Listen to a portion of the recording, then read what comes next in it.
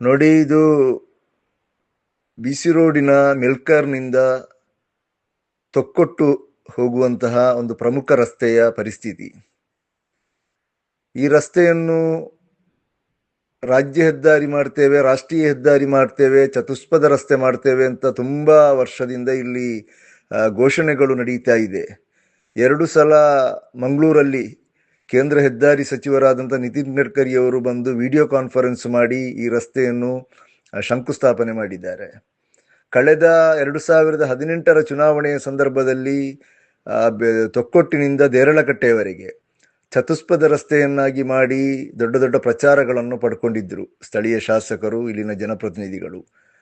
ಈ ರಸ್ತೆ ಟೋಲ್ ಮುಕ್ತ ರಸ್ತೆ, ಅದೇ ರೀತಿ ಸುಸಜ್ಜಿತ ರಸ್ತೆ, ಈ ರಸ್ತೆಯನ್ನು ತೊಕ್ಕೊಟ್ಟಿನಿಂದ ಮೆಲ್ಕರ್ವರೆಗೂ ಕೂಡ ಮಾಡ್ತೇವೆ, ಈ ರೀತಿಯಾಗಿ ಪತ್ರಿಕಾಗೋಷ್ಠಿ, ಪತ್ರಿಕಾ ಹೇಳಿಕೆಯ ಮೂಲಕ ಪ್ರಚಾರವನ್ನು ಕೂಡ ಕೊಟ್ಟಿದ್ದರು.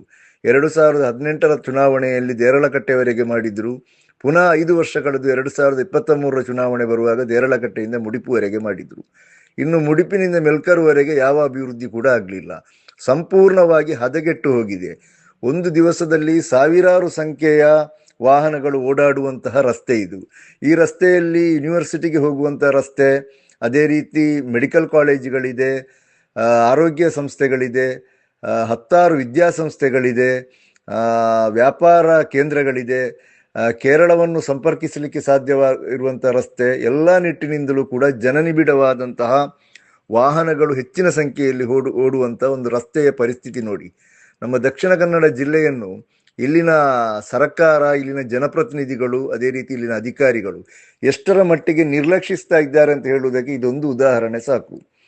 ಇಲ್ಲಿ ಕರ್ನಾಟಕ ಸರ್ಕಾರ, ಇಲ್ಲಿನ ಉಪಮುಖ್ಯಮಂತ್ರಿಗಳು, ಇಲ್ಲಿನ ಕೆಲವು ಶಾಸಕರು ಹೇಳ್ತಾ ಇದ್ದಾರೆ ದಕ್ಷಿಣ ಕನ್ನಡ ಜಿಲ್ಲೆಯನ್ನು ಅಭಿವೃದ್ಧಿ ಮಾಡ್ತೇವೆ, ಟೂರಿಸಂ ಅಲ್ಲಿ ಡೆವಲಪ್ಮೆಂಟ್ ಮಾಡ್ತೇವೆ ಅಂತ.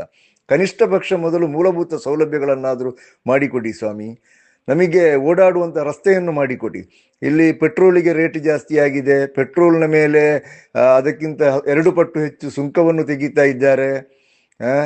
ವಾಹನಗಳಿಗೆ ಕಟ್ಟಬೇಕಾದಂಥ ಇನ್ಶೂರೆನ್ಸ್ನ ರೇಟ್ ಜಾಸ್ತಿ ಆಗಿದೆ, ದರ ಜಾಸ್ತಿ ಆಗಿದೆ. ಅದೇ ರೀತಿ ಬಿಡಿಭಾಗಗಳು ಜಾಸ್ತಿ ಆಗಿದೆ. ಅಲ್ಲಿ ಟ್ರಾಫಿಕ್ ಪೊಲೀಸುಗಳು ನಿಂತುಕೊಂಡು ವಾಹನ ಸವಾರರ ಮೇಲೆ ಕೇಸುಗಳನ್ನು ಹಾಕ್ತಾ ಇದ್ದಾರೆ. ಕೆಲವು ಕಡೆಗಳಲ್ಲಿ ಕ್ಯಾಮರಾ ಅಳವಡಿಸಿದ್ದಾರೆ.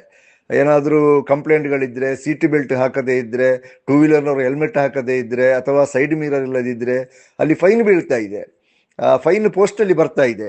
ಇಂತಹ ಟೆಕ್ನಾಲಜಿಯನ್ನು ಸರ್ಕಾರಕ್ಕೆ ಮಾಡಲಿಕ್ಕೆ ಸಾಧ್ಯ ಆಗ್ತದೆ. ಆದರೆ ಸಮರ್ಪಕವಾಗಿ ಆ ವಾಹನ ಸವಾರರು ಟ್ಯಾಕ್ಸ್ ಕಟ್ಟಿ, ಇನ್ಶೂರೆನ್ಸ್ ಕಟ್ಟಿ ಓಡಬೇಕಾದಂತಹ ರಸ್ತೆಗಳನ್ನು ಸಮರ್ಪಕವಾಗಿ ಇಟ್ಕೊಳ್ಳಿಕ್ಕೆ ಈ ಸರ್ಕಾರಗಳಿಗೆ ಸಾಧ್ಯವಾಗ್ತಾ ಇಲ್ಲ. ಒಂದರ್ಥದಲ್ಲಿ ದಕ್ಷಿಣ ಕನ್ನಡ ಜಿಲ್ಲೆಯ ಜನರನ್ನು ಅಭಿವೃದ್ಧಿಯಿಂದ ದೂರ ತಳ್ತಾ ಇದೆ ಇಲ್ಲಿನ ಸರ್ಕಾರ. ಈ ಜಿಲ್ಲೆಯ ಜನರನ್ನು ಅವರ ಸ್ವಾಭಿಮಾನಕ್ಕೆ ಧಕ್ಕೆ ತರುವಂಥ ಕೆಲಸವನ್ನು ಇಲ್ಲಿನ ಸರ್ಕಾರಗಳು ಮಾಡ್ತಾ ಇದೆ. ಈ ದಕ್ಷಿಣ ಕನ್ನಡ ಜಿಲ್ಲೆಯ ಜನತೆಯ ಕಿವಿಗೆ ಹೂ ಇಡುವಂಥ ಕೆಲಸವನ್ನು ಮಾಡ್ತಾ ಇದೆ.